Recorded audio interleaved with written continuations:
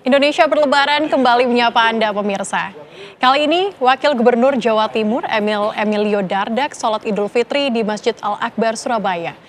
Ya, ditemani oleh istrinya Rumi Bashin, Emil datang 15 menit sebelum sholat dimulai. Sholat Idul Fitri, pemirsa, yang dilaksanakan di Masjid Al-Akbar Surabaya diikuti puluhan ribu warga Surabaya. Warga berbondong-bondong hadir sejak sebelum sholat subuh. Sholat Idul Fitri dimulai pukul 6 waktu Indonesia Barat. Gubernur Khofifah Indar Parawansa dan Wakil Gubernur Emil Dardak datang bersama keluarga 15 menit sebelum sholat dimulai. Emil Dardak langsung masuk ke saf laki-laki sementara istrinya Rumi Bashin sholat di samping Khofifah Indar Parawansa. Usai sholat Idul Fitri, Emil Dardak dan keluarga akan menggelar open house bagi masyarakat Surabaya di rumah dinasnya.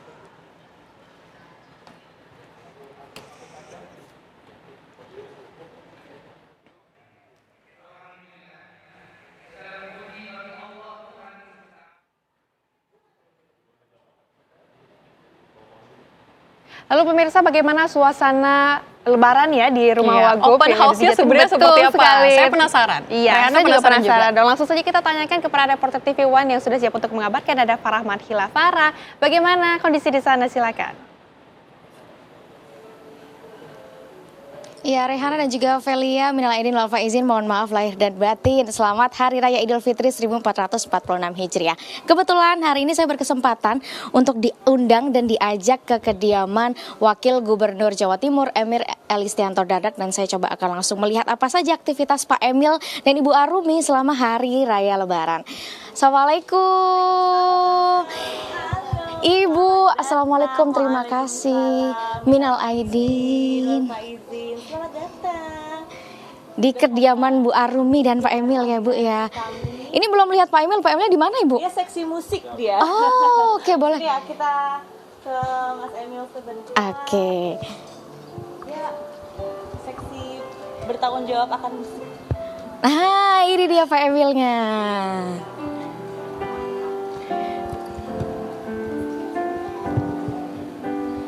Bersama bayanganmu kasih, seakan-akan ku terjaga dari mimpi-mimpi, dari kehidupan yang semu dan melenakanku, membuatku terlupa akan segala-galanya.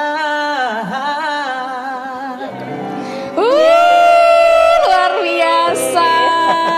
Pak Emil, alhamdulillah. Aduh Pak, kita ngobrol-ngobrol. Iya, minal aidin wal faizin Bapak. Suara Pak Emil ini selalu merdu ya. Jadi hobi bernyanyi dan bermain musiknya ini tidak pernah salah ya Bu ya. Nggak pernah luntur. Setiap hari ini main musik nggak nih Pak Emil? Kalau ada waktu aja Tapi jarang ketemu waktu, makanya kebetulan lagi ada kawan-kawan semua di sini, kita silaturahmi Lebaran. Ya udah sekalian pasang aja keyboardnya gitu kan. Ya udah jadi ngisi-ngisi gitu. Tapi ya hari ini agak full ya, kita tadi di Gerahadi agenda sama Bu Gubernur. Terus diawali pagi kan di Masjid Al-Akbar sholat Id. Cukup padat ya di hari pertama Hari Raya Idul Fitri. Betul. Tapi kalau berbicara soal tradisi Pak Emil sendiri ini selama Hari Raya Lebaran dan juga keluarga gitu ya Pak. Selain sholat Id, kemudian ada open house bersama masyarakat di Gerahadi, apalagi nih Pak tradisinya? Tradisi kita sungkeman. Jadi ini sama anak-anak tadi, mereka sungkeman di rumah gitu ya. Terus kita dengan teman-teman tim yang melekat sehari-hari di tugas kita, juga tadi kita silaturahmi duluan. Jadi waktu sholat Id, selesai sholat Id berjamaah, itu diumumkan di Masjid Al-Akbar, silakan berhalal bihalal. Nah, Ibu Gubernur di sayap yang kalau dari sisi makmum ya, sayap sebelah kanan, saya di sayap sebelah kiri gitu. Jadi saya bersalaman dengan semua yang jemaah-jemaah yang berkenan untuk bersalaman. Cukup lama tadi, Bu Khofifah juga. Terus selesai, kebetulan tokoh-tokoh juga hadir, para sesepuh perwakilan dari organisasi keagamaan. Jadi ngobrol-ngobrol dulu, habis itu balik deh ke sini. Kita kemudian silaturahmi dengan tim inti, tim-tim yang melekat di tugas kedinasan kami sehari-hari. Terus sungkeman deh sama anak-anak. harus ada sungkemannya ya, karena itu poin utamanya dalam momen Lebaran begitu ya Pak ya.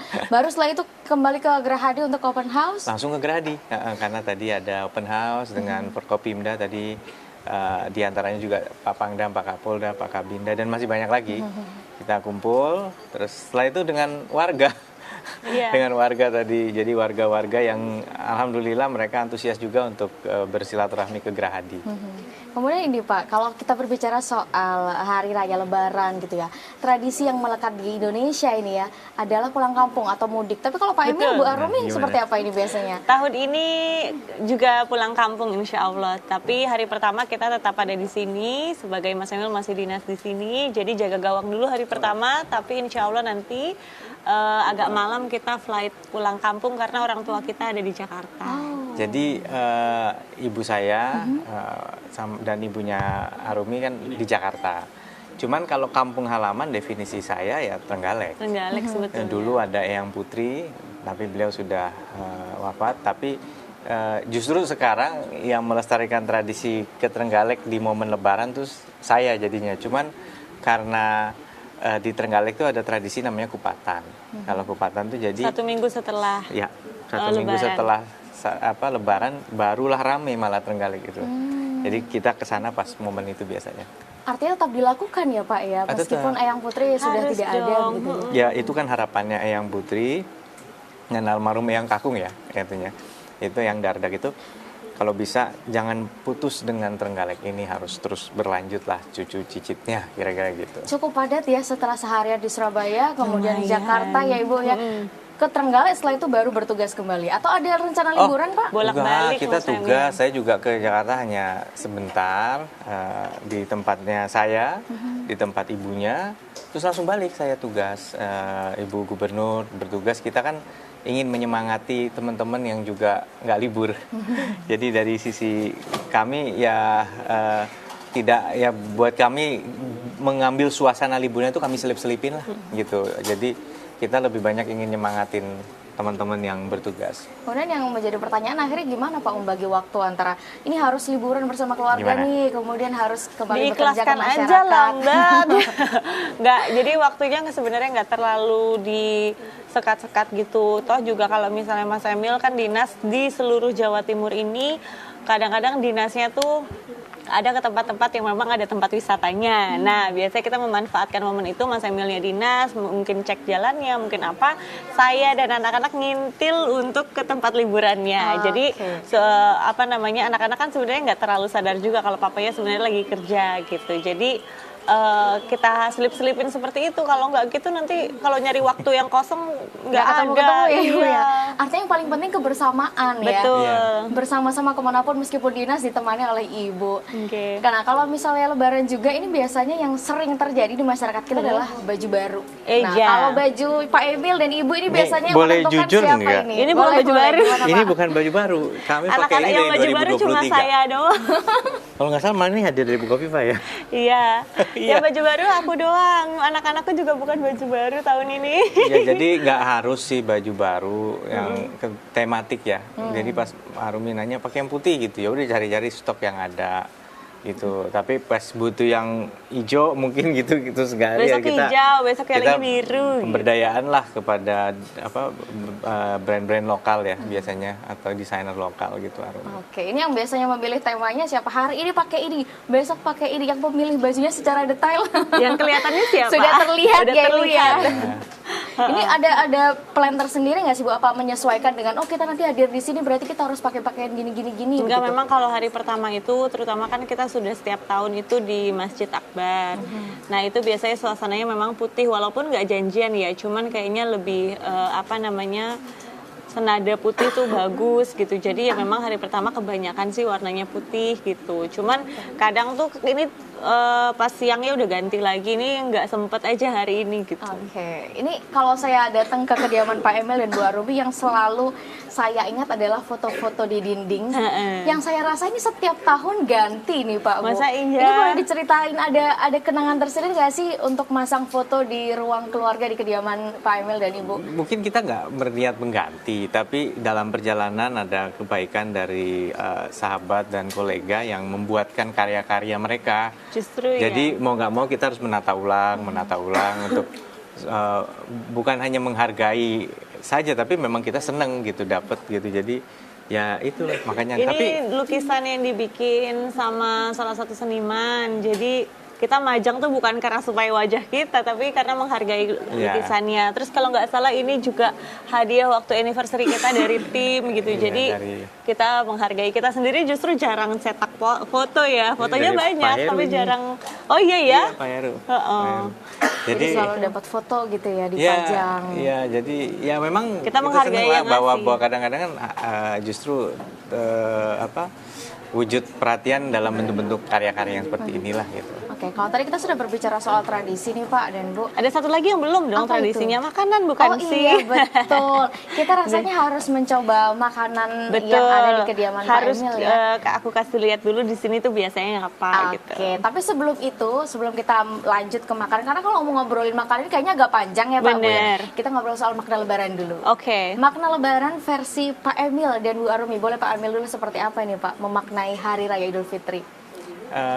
Ya bermaaf-maafan, itu yang paling indah dari Lebaran nih. Bermaaf-maafan artinya mulai dari nol lah. Semua kita ada semangat bahwa ayo kita mulai dari nol, kita bisa investasi kebaikan lagi.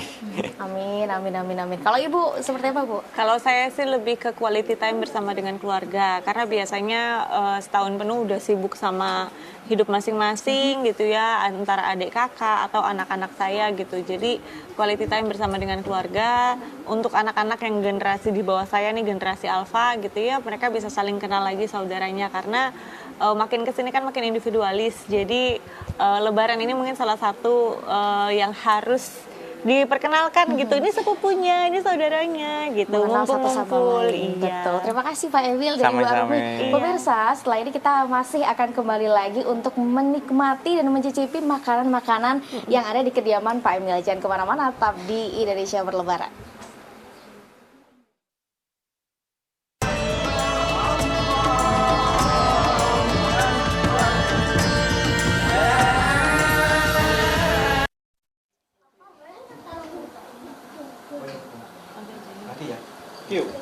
Ya pemirsa, Anda masih menyaksikan Indonesia Berlebaran dan sekarang saya masih di kediaman Wakil Gubernur Jawa Timur yang saat ini memang sedang menyelenggarakan open house di kediaman dan sudah terlihat ini makanan-makanan yang menarik. Tapi sebelum kita melihat makanan apa saja, saya coba akan ajak warga yang ada di sini berkaitan dengan Pak Emil karena datang ke sini pasti ingin ada yang disampaikan kepada Pak Emil. Selamat sore Pak. Selamat sore. Dengan Pak siapa? Saya dengan Rudi. Pak Rudi ini datang ke open house Pak Emil, kira-kira apa sih Pak yang ingin disampaikan atau harapan ke depan di kepemimpinan Bu Khofifah dan juga Pak Emil? Yang pastinya sih saya berharap untuk kepemimpinan Ibu Khofifah dan juga Pak Emil semakin lebih baik lagi dari sebelumnya. Tapi saya menilai selama ini kepemimpinan beliau itu sangat bagus sekali. Perkembangan Jawa Timur sangat luar biasa sekali di bawah kepemimpinan beliau. Saya berharap untuk kedepannya semakin lebih baik lagi aja. Amin. Gitu. Terima kasih banyak Pak Rudi, selamat menikmati makanan yang ada di sini ya Pak ya. Nah pemirsa, tadi adalah salah satu pesan dari warga ya yang mengaku ingin kepemimpinan Pak Emil ini lebih baik lagi. Meskipun di periode sebelumnya ini dirasa sudah cukup baik. Kita langsung lanjut berbincang dengan Pak Emil dan Ibu Arumi. Ini lagi ngapain ini Bu? Ini menyerbu, karena kan inti dari Ramadan itu atau Idul Fitri kayaknya makannya ya. Makannya. Ini lagi ngambilin bakso karena kebuli, kambing, opor, udah tadi ronde pertama. Oke. Jadi hari ini memang jujur Li, kalau anak muda ya bilangnya jujur Li, aku nggak masak ini. Karena nanti kan mau mudik, jadi biar nggak terlalu repot aku banyak pesen. Aku pesen ada nasi kebuli sama kambing. Terus kalau Ramadan itu kan juga kalau Idul Fitri harus ada opornya. Terus ada ini krecek. Kemudian ada ketupatnya dan ada bakso. Ayo Mbak, aku ambilin untuk Oh iya dirimu. boleh. Aduh terima kasih Enak nggak sih Bu Ibu. sendiri? Kira langsung makan begitu dapat Iya. bakso ya Bu ya. Ini Gitu. kalau favoritnya Pak Emil, kira-kira Nah, apa yang nih Bu mana? Arumi?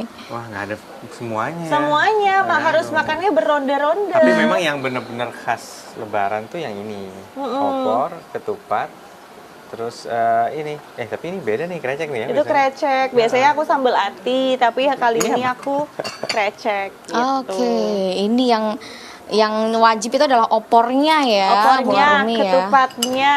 Tapi kalau Gitu. makanan gini biasanya Pak Emil ini suka request nggak nih Bu?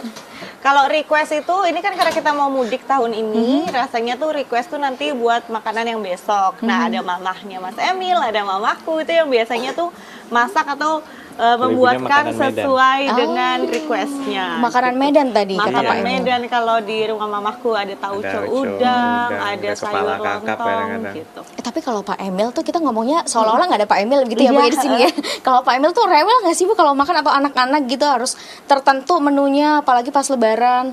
Enggak, dia enggak terlalu rewel, tapi ada makanan favoritnya memang. Jadi kalau ada yang berhubungan dengan lidah, mau lidah di balado, lidah di semur, nah itu sudah pasti laris manis gitu. Kemudian sambal ati juga suka gitu. Pokoknya Indonesia banget sebenarnya lidahnya. Kalau nggak lepas dari Trenggalek ya Pak ya, Iya, ada favoritnya. lodehnya. Kalau anak-anak sendiri suka ngomel-ngomel atau rewel nggak kalau makanannya nggak kepedesan? Karena kalau Lebaran kan biasanya santan atau Betul. makanan berkuah kan cukup pedas ya Bu ya. Oke.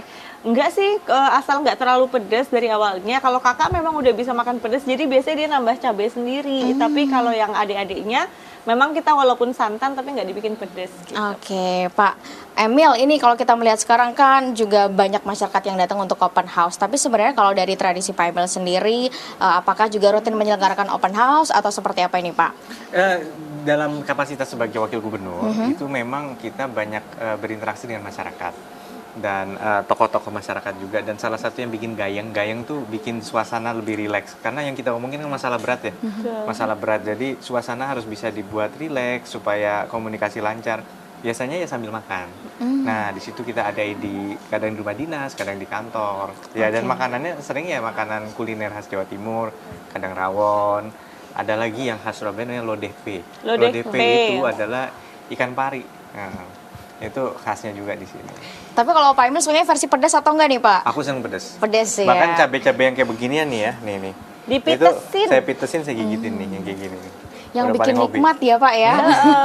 Oke, kalau selain makanan nih Pak, kalau open house biasanya kan warga itu udah hanya memburu makanan, tapi pengen banget langsung ngobrol dengan wakil gubernurnya atau gubernurnya. Nah, kira-kira apa saja sih Pak yang biasanya disampaikan oleh masyarakat, keluh kesahnya atau harapannya biasanya seperti apa? Kalau Lebaran sih biasanya mereka benar-benar murni minal aidinan ya. Jadi waktunya kadang kan banyak sekali.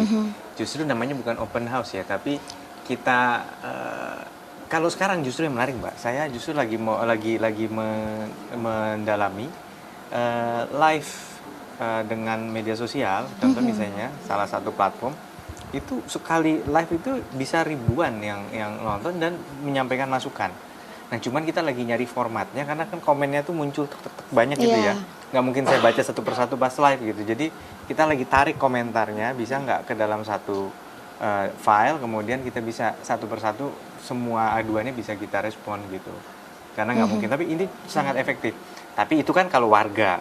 Tapi kalau dengan tokoh memang kita harus duduk perwakilan supaya kita bisa membicarakan keputusan-keputusan yang penting, mereka bisa tahu dan mereka punya jaringan untuk menyebarkan itu ke konstituen mereka masing-masing. Gitu. Oke, jadi sekarang sudah mulai menggunakan media sosial ya Pak, yang menyesuaikan dengan perkembangan zaman untuk menarik atau menggunakan algoritma begitu ya, apa saja yang sebenarnya dibutuhkan oleh masyarakat dan yang harus dilakukan. Tapi kalau berkaca dengan kepemimpinan yang sebelumnya nih Pak, apa kira-kira evaluasi kemudian tantangan ke depan yang harus dilakukan Pak Emil ini?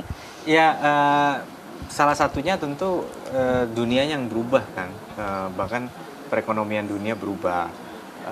Waktu kita awal 2019 itu kita lagi bicara mengenai talenta digital, yang jago desain grafis, yang jago videografi, fotografi, dan itu generasi milenial waktu itu. Hari ini eranya Gen Z dan eranya AI. Apa yang dulu kita berdayakan dari talenta itu kan mereka bisa bikin desain apa, sekarang AI bisa bikin. Betul. Nah ini kan berubah lagi gitu. Dalam 5 tahun aja berubahnya luar biasa. Kita bersyukur 5 tahun pertama 10.000 UMKM bisa kita transformasi digital, melibatkan ribuan anak-anak muda. Nah sekarang tantangannya beda lagi. Jadi kita terus beradaptasi dan harus cepat gitu. Artinya harus memikirkan juga ya Pak, bagaimana kemudian AI ini akhirnya menggantikan manusia. Apakah sepenuhnya akan bisa dilakukan AI Pak? Kayak contoh sekarang pusat perbelanjaan sepi, pasar sepi ya toh. Nah, solusinya diramein atau memang harus ada perubahan model gitu. Beberapa mall survive dengan merubah menjadi F&B, lifestyle kan gitu kan. Tapi pasar tradisional. Nah, kalau jualan makanan kayak daging sih masih laku, tapi yang jualan barang lain kasihan. Nah, ini yang kita harus formatnya udah beda hari ini, beda banget. Oke, Gitu. biar nggak terlalu serius kita sambil makan boleh ya Pak ya? Jadi serius banget ya. Jadinya berat ya Pak ini Iya. perbincangannya di hari raya ini. Mirsa, saya juga sambil cobain bakso tadi sudah diambilin Bu Arumi. Terima kasih Ibu. Nanti jangan sungkan-sungkan kalau kurang nambah loh ya. Oh siap, saya mah pasti makan yang banyak Kalau nih. ada yang Mumpung di pedes sini. ada itu. Oke, Pak Emil mau coba bakso juga? Hah? Iya, Saya bakso bakso juga. Oke, bismillahirrahmanirrahim. Itu yang urat kayaknya ya.